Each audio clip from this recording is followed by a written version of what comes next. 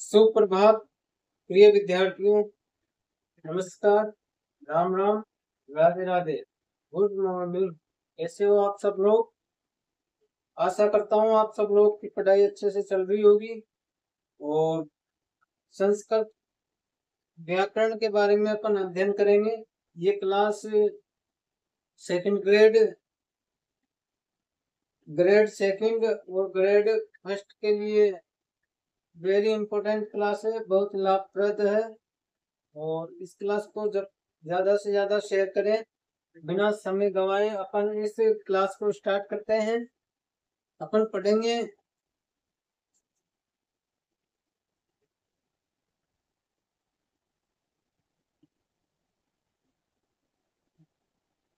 व्याकरण का इतिहास।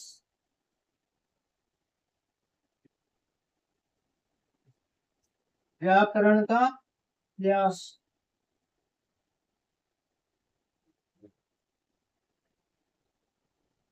संस्कृत व्याकरण का इतिहास ये कह सकते हैं, या व्याकरण का इतिहास।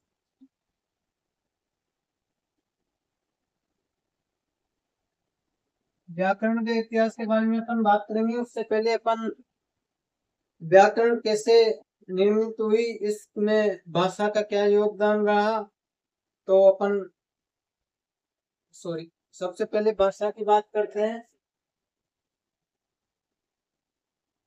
भाषा भाषा शब्द का निर्माण कैसे हुआ? भाषा शब्द में भाष धातु है। भाष क्या है? धातु है। और टाप पढ़ते हैं। टाप क्या है? रखते हैं। अपन व्याकरण में आगे चलकर इन प्रत्ययों और धातुओं के बारे में अध्ययन करेंगे। उससे पहले भाषा भाष धातु और टाप प्रत्यय से मिलकर बना है। भाष में टाप प्रत्यय जुड़ा तो टाप का क्या बचता है? शेष है। तो क्या बना शब्द? भाषा। क्या है भाषा? भाषा संप्रेषण का माध्यम है। एक व्यक्ति से दूसरे व्यक्ति के बीच में जो संप्रेषण का माध्यम है उसे ही भाषा कहते हैं। जो अभिव्यक्ति का माध्यम भी कह सकते हैं, वही क्या है? भाषा। भाषा अभिव्यक्ति का माध्यम है। और जो समझ जो संप्रेषित करने का जो माध्यम है वो क्या है? भाषा है। भाषा क्या है? संप्रेषित करने का माध्यम है। संप्रेषित करने का माध्यम है।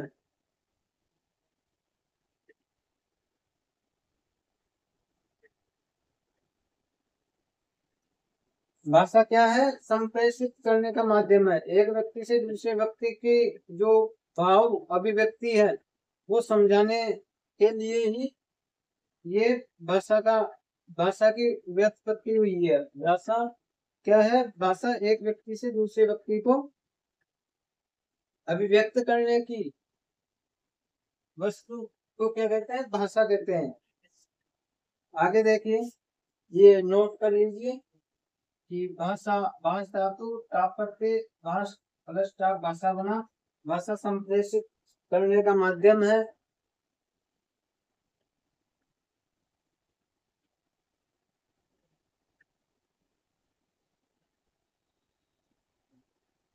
आगे बात करते हैं। भाषा संप्रेषित करने का माध्यम है और भाषा का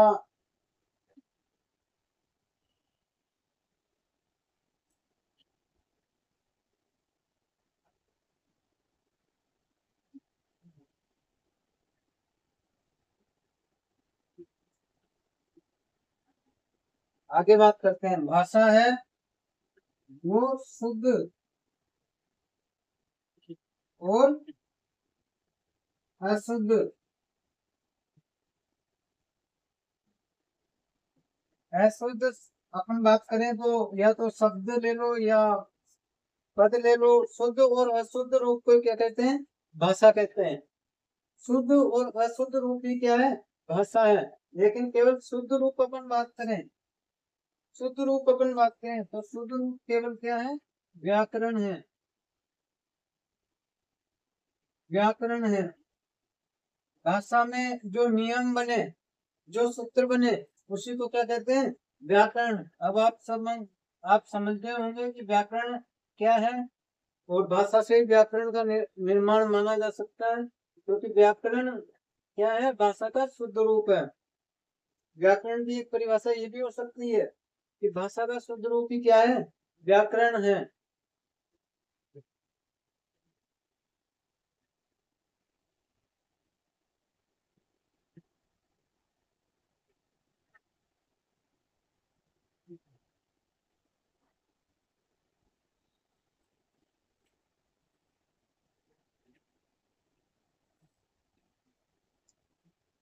आगे बात करते हैं अपन।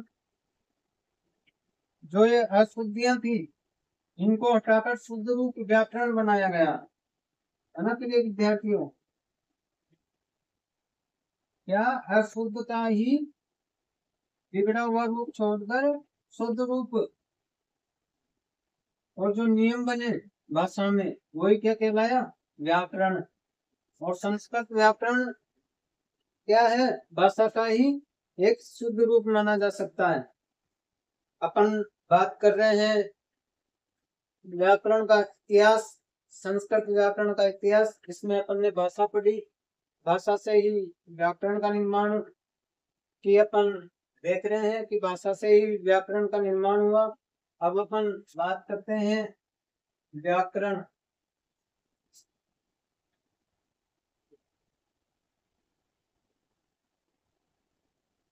व्याकरण की अपन बात करते हैं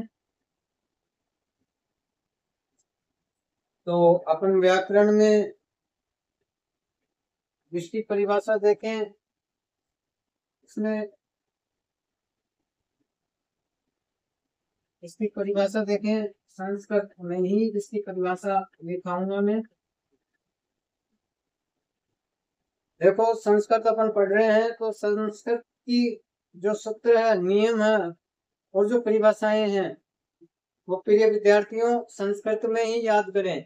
संस्कृत एक अच्छा सब्जेक्ट है और अगर इसको अपन याद करें तो ये इतना कठिन भी सब्जेक्ट नहीं है ना। तो अपन इसकी परिभाषा संस्कृत में ही याद करेंगे। संस्कृत ही इसका संस्कृत में इसको अच्छे से समझा जा सकता है, जब भी संस्कृत समझ में आएगी। वरना संस्कृत ऐसे हिंदी रूप में पढ़ना चाहे तो हिंदी रूप में संस्कृत कभी समझ में नहीं आएगी। तो इसकी परिभाषा देखो। व्याक्रियन्ते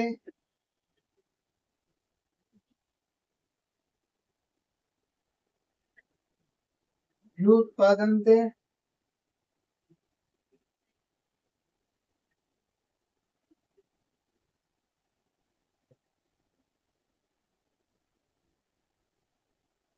एक मिनट,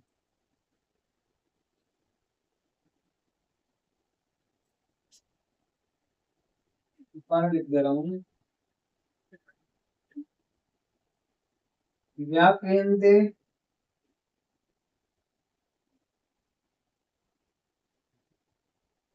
व्युत्पादन्ते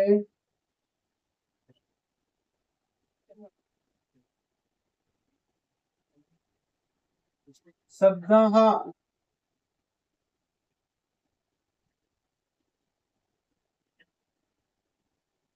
व्याक्रियन्ते व्युत्पादन्ते शब्दः अनेन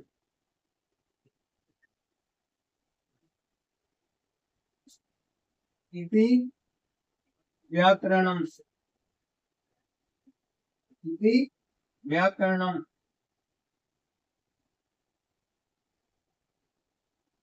ये इसकी संस्कृत में परिभाषा हो जाती है। व्याप्यन्ते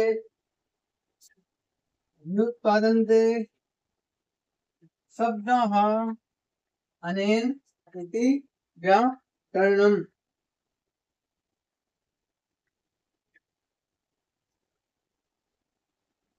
अब देखो, व्याप्यन्ते व्युत्पादन्ते शब्दाः अनेन इति व्याकरणम्। शास्त्र में जिसकी व्युत्पत्ति बताई जाए, व्युत्पत्ति व्युत्पत्ति या शास्त्र जिसके माध्यम से शब्दों में व्याकृति, एक तो क्या है व्युत्पादन्ति और एक क्या है व्याकृति। शास्त्र जिसके माध्यम से व्याकृति या व्युत्पादन्ति व्युत्पादन्ति या व्याकृति बताई जाए, उस शास्त्र को ही क्या कहते हैं? व्याकरण कहते हैं। उसी को क्या कहते हैं? व्याकरण कहते हैं। उसी को क्या कहते हैं? व्याकरण कहते हैं। शास्त्र जिसमें व्याकृति बताई जाए या व्युत्पादन व्युत्पत्ति बताई जाए कि ये कहाँ से उत्पत्ति हुई है, उसके बारे में बताया जाए, उसी शास्त्र को क्या कहते हैं? व्याकरण कहते हैं। तो ये लिख लो पहले, व्याक्रियन्ते व्युत्पादन्ते शब्दाः अनेन इति व्याकरणम्। लिखो, व्याक्रियन्ते व्युत्पादन्ते शब्दाः अनेन इति व्याकरणम्।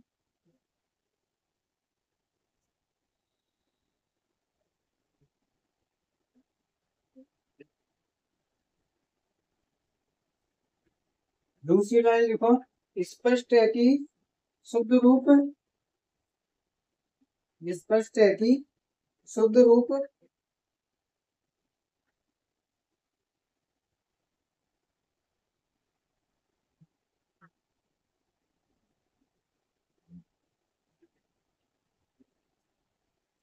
भाषा के प्रसंग में,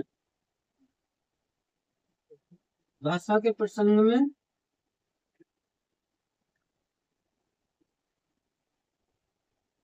भाषा के प्रसंग में शुद्ध रूप व्याकरण है। देखो, भाषा के प्रसंग में शुद्ध रूप व्याकरण प्राथमिक शब्द है। भाषा के प्रसंग में शुद्ध रूप व्याकरण प्राथमिक है।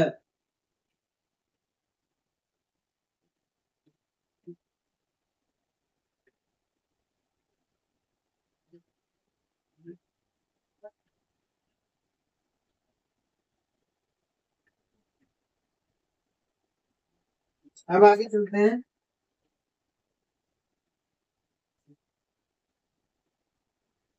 अब परिभाषा हो गई, अब चलते हैं इसके मत पर कि व्याकरण में जो ग्रंथ हुए वो व्याकरण के बारे में क्या बोलते हैं, संस्कृत भाषा के बारे में क्या बोलते हैं।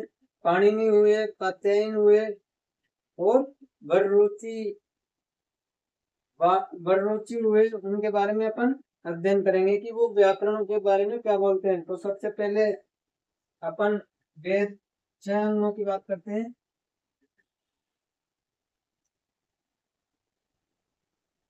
छठ अंग, छठ अंग या वेदांग, छठ अंग या वेदांग। 6 वेदांग कौन कौन से हैं? शिक्षा, कल्प, शिक्षा कल्प, निरुक्त, शिक्षा कल्प, निरुक्त, ज्योतिष,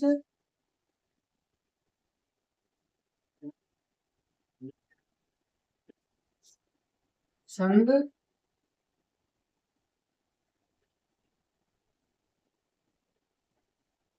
और व्याकरण।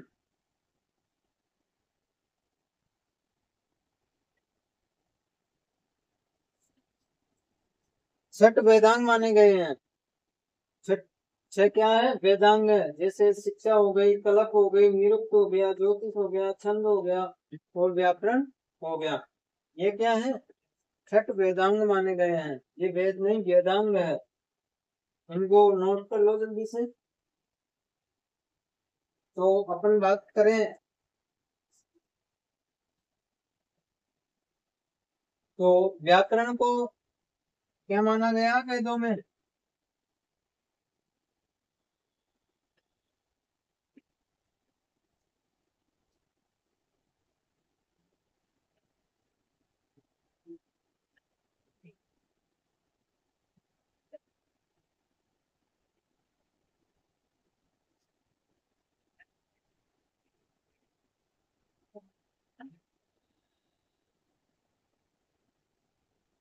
अब अपन बात करते हैं पतंजलि की।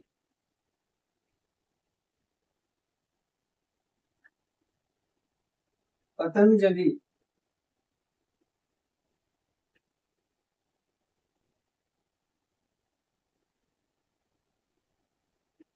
पतंजलि एक महान महापुरुष थे जिन्होंने व्याकरण की भी रचना की थी। इनका ग्रंथ है महाभाष्य। ये त्रिमुनि में आते हैं।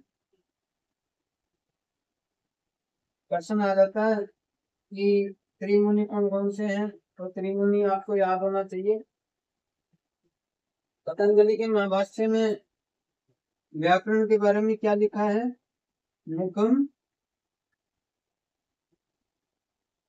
व्याकरणम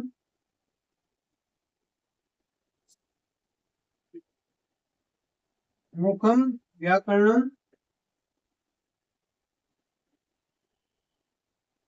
मुखम व्याकरणम स्मर्थ है। स्मर्थ है। देखो, मुखम व्याकरणम स्मर्थ है। मुख माना गया है व्याकरण को। स्मृत यानी वेदों में। वेद का दूसरा नाम क्या है? स्मृत। स्मृत। वेद को क्या बोलते हैं? स्मृत। तो वेदों में व्याकरण को मुख माना गया है।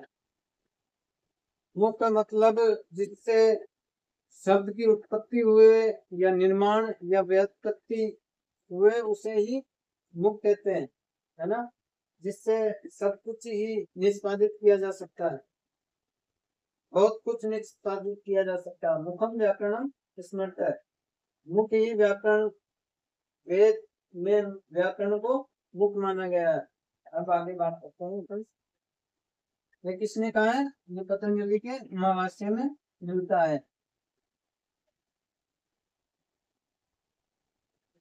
इसी की आलोचना करते हैं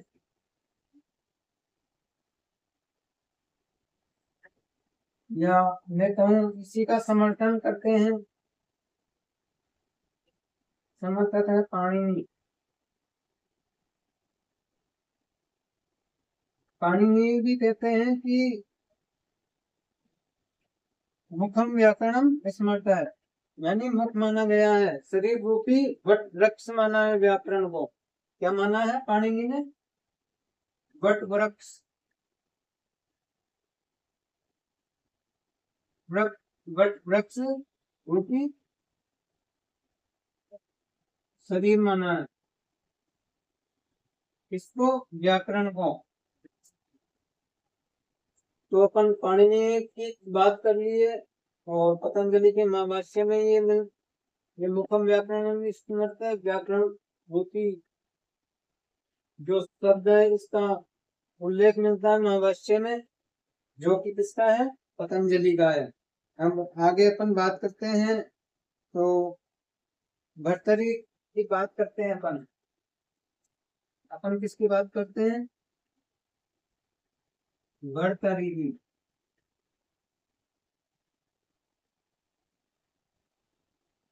भर्तरी का ग्रंथ है वाक्य द्वीप। वाक्य द्वीप।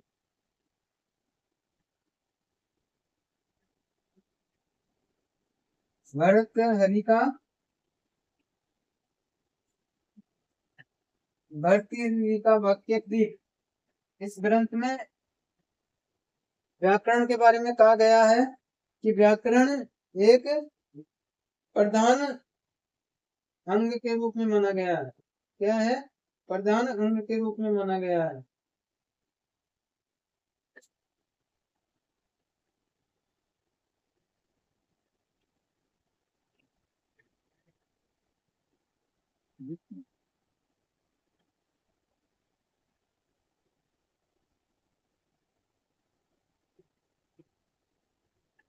चलिए यहाँ तक उतार लिया होगा आपने।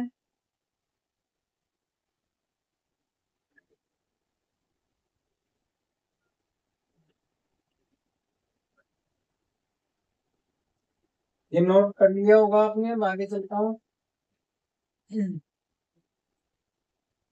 आगे बात करें तो निरुक्त और निरुक्त को व्याकरण में जो है इसकी आलोचना की गई है। इसकी व्याकरण की।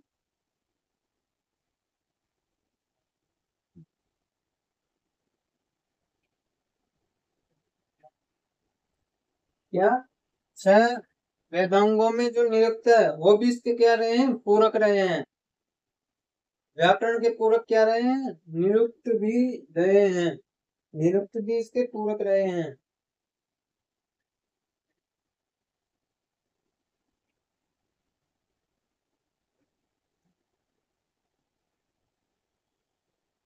अब अपन बात करते हैं प्रातिशाख्य। प्रातिशाख्य तो सबसे प्राचीन प्रातिशाख्य है ऋक् प्रातिशाख्य। क्या? ऋक् प्रातिशाख्य। मैं नीचे लिख देता हूँ। प्रातिशाख्य की अपन बात कर रहे हैं तो ऋक् प्रातिशाख्य।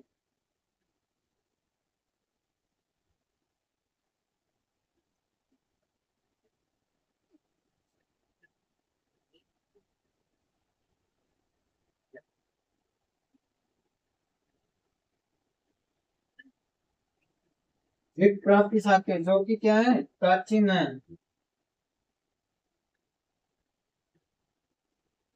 इसमें व्याकरण का उल्लेख मिलता है। ऋक् प्रातिशाख्य में उल्लेख मिलता है। और ऋक् प्रातिशाख्य के रूप में ही व्याकरण के नियम दिए गए। व्याकरण के नियम। व्याकरण के नियम किसने दिए? ऋक् प्रातिशाख्य में। ऋक् प्रातिशाख्य में व्याकरण के नियम दिए गए। देखो व्याकरण ऋक् सॉरी ऋक् प्रातिशाख्य में ही व्याकरण के नियम दिए गए।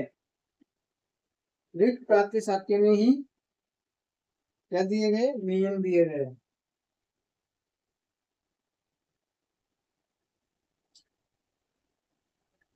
अब अपन एक और बात कर लेते हैं। इसी प्रातिशाख्य की बात कर लेते हैं।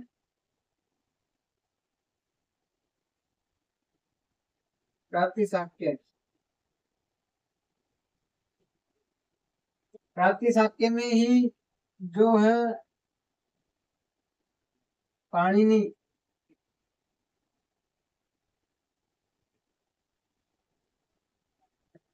प्रातिशाख्य में पाणिनि ने जो संज्ञाएं दी वो भी किसी ने दी? प्रातिशाख्य में पाणिनि ने जो संज्ञाएं दी वो दी। क्या? जो प्रातिशाख्य में है पाणिनि ने संज्ञाएं दी। वो कौन कौन सी संज्ञाएं दी उसकी बात करते हैं अपन। तो उदाद अनुदाद उदात अनुदात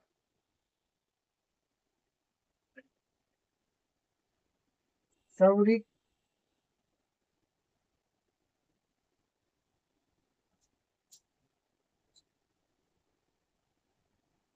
आमेंगिक आमेंगिक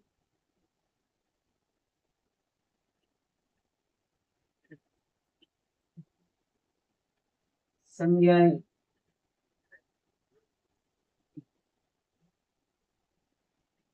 दी।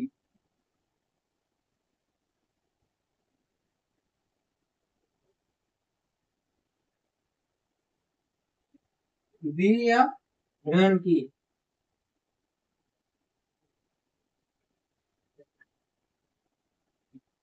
तो प्रातिशाख्य में पाणिनि ने उदात्त अनुदात सहित आनंदिक संज्ञाएं ग्रहण की।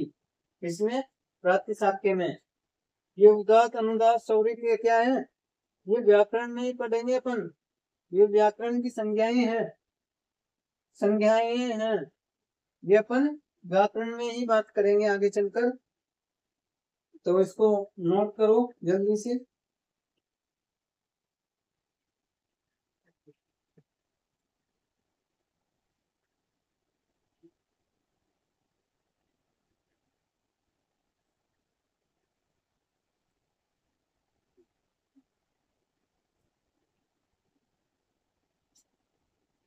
चलो आपने नोट कर लिया होगा, आगे चलता हूँ। अपन देखते हैं अब, यहाँ तक की बात अपन ने कर ली। अब व्याकरण के संदर्भ में अपन आगे अब जो है परंपराओं की बात करेंगे, जो कि सबसे प्राचीन परंपराएं कौन सी है, व्याकरण कैसे निर्मित हुई, व्याकरण कौन सी परंपरा से निर्मित हुई, है ना। परंपराएं दो प्रकार की मानी गई है प्राचीन काल से। अपन ग्रंथ या संदर्भ रूप में अपन देखें तो परंपराएं दो प्रकार की मानी गई है, एक बृहस्पति परंपरा और एक माहेश्वरी परंपरा। बृहस्पति परंपरा से ही व्याकरण की उत्पत्ति हुई, जो कि शब्द और पद के बारे में बताया गया। और माहेश्वरी सूत्र में या माहेश्वरी परंपरा में माहेश्वर सूत्र के बारे में बताया गया। जो आज अपन व्याकरण पद पढ़ते हैं वो क्या है, वो माहेश्वरी परंपरा से ही, माहेश्वर सूत्र के द्वारा ही शिव के डमरू बजाने से जो उत्पन्न हुई वो व्याकरण आज अपन पढ़ते हैं। तो परंपराओं की बात चल रही थी अपने, और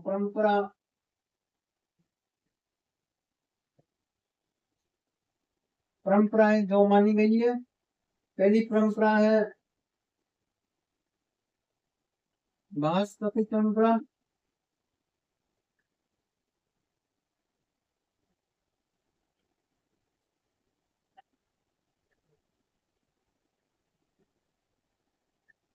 पहली है बृहस्पति परंपरा,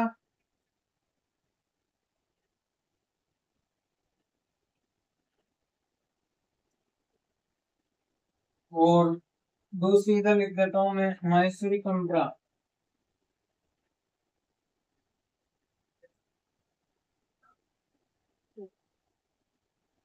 माहेश्वरी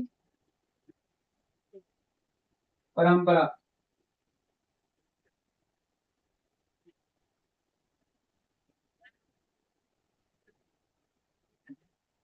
पहली हो गई बृहस्पति परंपरा। दूसरी हो गई एक बृहस्पति परंपरा, दियो नाम माहेश्वरी परंपरा, परंपरा है नाम अस्ति।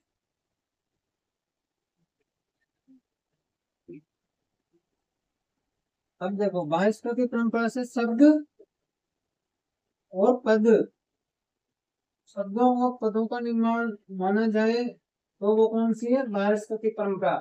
और माहेश्वरी परंपरा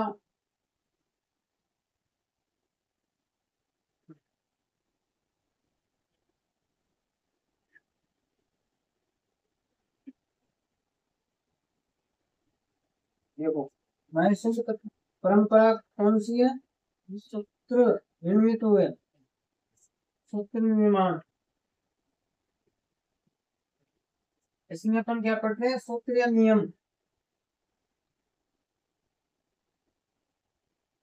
सूत्र या नियम कौन सी परंपरा में पढ़ते हैं, वो माहेश्वरी परंपरा में। और शब्द और पदों या पद वो अपन किसमें पढ़ते हैं, बृहस्पति परंपरा में। इसे शब्द या पद परंपरा भी कहा जाता है, शब्द या पद परंपरा भी कहा जाता है। इसका ही दूसरा नाम क्या है, शब्द या पद। बृहस्पति परंपरा का ही दूसरा नाम है शब्द या पद परंपरा, और किसी का दूसरा नाम क्या है? सूत्र परंपरा। सूत्र या नियम, सूत्र या नियम परंपरा।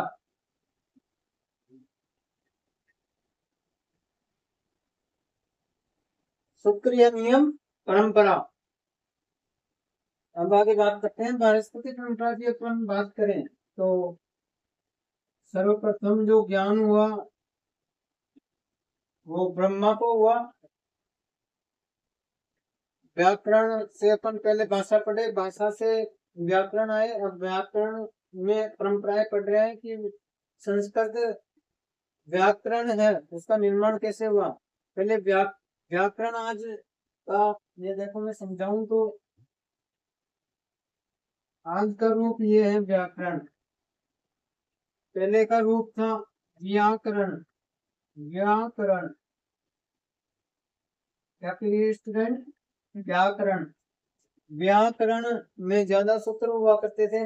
इसी का छोटा रूप या उन्हीं को समाहित करके पाणिनि ने जो सूत्र रचे, जो नियम बनाए, उसी को आज व्याकरण बोलते हैं, है ना।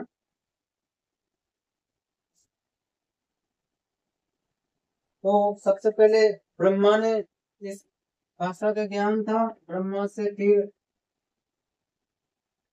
बृहस्पति,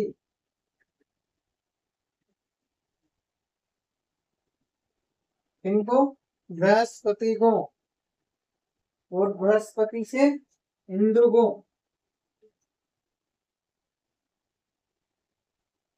बृहस्पति से इंद्र को, और इंद्र को ज्ञान हुआ, फिर इंद्र ने ज्ञान दिया फिर भारद्वाज।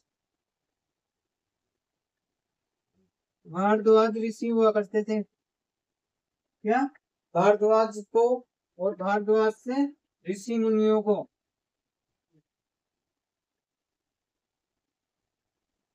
पृथ्वीलोक पर आई फिर ये, फिर ऋषि मुनियों को, ऋषि या मुनियों को, और फिर ये पृथ्वीलोक पर फिर ज्ञान हुआ किसको? ब्राह्मणों को या ब्राह्मण को। देखिए वालियों, अपन व्याकरण के संदर्भ में बात कर रहे थे, और व्याकरण के बारे में अपन ने बात की। परंपराएं दो प्रकार की मानी गई है, वानस्पतिक परंपरा वो माहेश्वरी परंपरा। वानस्पतिक परंपरा किसे कहते हैं? जिसमें शब्द या पद का निर्माण किया गया हो, शब्द मिले और पद मिले, इसलिए इसे शब्द परंपरा कहा गया। और माहेश्वरी परंपरा में नियम और सूत्रों का निर्माण किया गया है, इसलिए इसे नियम सूत्र परंपरा कहते हैं। फिर देखो वानस्पतिक परंपरा में अपन पढ़ते हैं कि सबसे पहले ज्ञान किसको था? ब्रह्मा को। किसको था? ब्रह्मा को। वानस्पति को क्या बोलते हैं? प्रथम अद्वैता। प्रथम अद्वैता।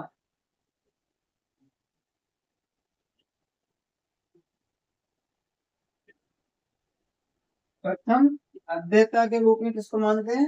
वानस्पति को। और प्रथम शिक्षक के रूप में, प्रथम शिक्षक के रूप में ब्रह्मा जी को माना जाता है। प्रथम शिक्षक के रूप में ब्रह्मा को माना गया है। तो इनके बारे में एक उक्ति भी आती है। उससे पहले अपन माहेश्वरी परंपरा की बात कर लेते हैं।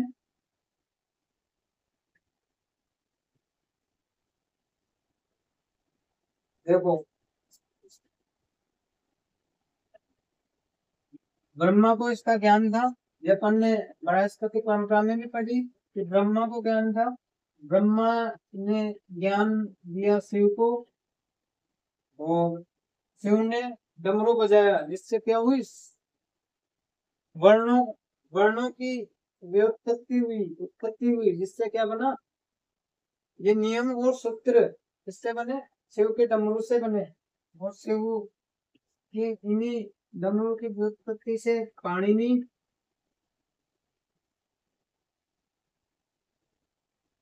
प्रत्यय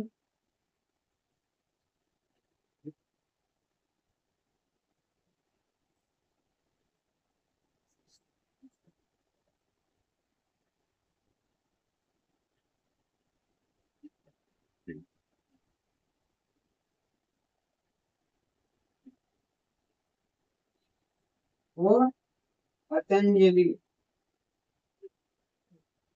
ये महान आचार्यों के नाम है। इन्होंने फिर इस माहेश्वरी परंपरा को आगे बढ़ाया और सूत्र का निर्माण किया। और आज अपन पाणिनीय व्याकरण पढ़ते हैं। आज अपन ये व्याकरण पढ़ते हैं ना, जैसे संधि हो गई, समास हो गए, संधि के सूत्र हुए, समास के सूत्र हुए, प्रत्यय हुए, उपसर्ग हुए, इन सबको, इन सब का जो ये रूप अपन पढ़ते हैं आज, वो कौन सा पाणिनीय व्याकरण के रूप में पढ़ते हैं। कौन सा रूप पढ़ते हैं आजकल अपन? जो अभी ये व्याकरण रूप है वो अपन पाणिनीय व्याकरण पढ़ते हैं। इसको उतार लो जल्दी से।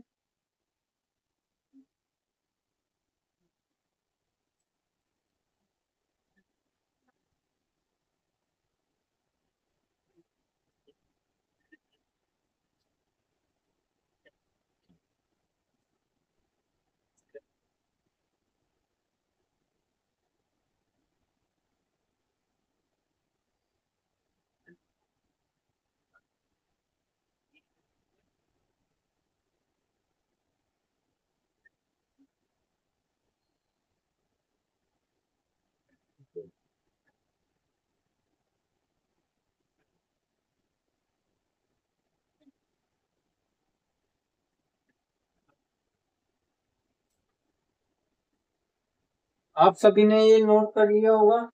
आशा करता हूँ आप सबको ये क्लास पसंद आई होगी। तो आगे आप अगली क्लास में इसका आगे का देखेंगे, आगे पढ़ेंगे इसको, क्या कैसे व्याकरण की उत्पत्ति हुई, व्याकरण के बारे में, व्याकरण के सूत्र निर्माण के बारे में, और ये परंपराएं। प्रथम शिक्षक कह सकते हैं, प्रथम प्रवक्ता भी कह सकते हैं। प्रथम प्रवक्ता,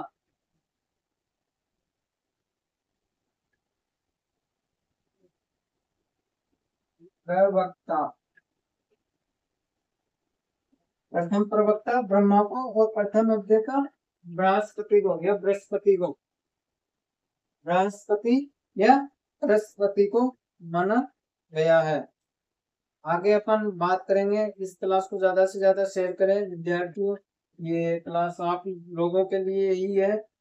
तो अगर क्लास समझ में आई हो तो इसको ज्यादा से ज्यादा शेयर करो, और जो कंफ्यूजन है वो कमेंट बॉक्स में पिन करो। आप इसको ज्यादा से ज्यादा शेयर करोगे तो जल्दी आप सबके बीच में लाइव आ पाऊंगा मैं, है ना। अपनी जो N1 ज्ञान दर्पण क्लासेज है इसको आप फुल सपोर्ट करें। आगे क्लासें बहुत अच्छी अच्छी आने वाली है ना। तो आप सभी ध्यान पूर्वक इस क्लास को लेवें, और जो कंफ्यूजन है, जो डाउट है, वो कमेंट बॉक्स में डालें, और गलतियों को मैं सुधारूंगा अगर कोई गलती होगी तो, है ना। तो ज्यादा से ज्यादा इसको शेयर करें, सब्सक्राइब करें, जिससे मैं आप सबके बीच में लाइव आ पाऊँ। तो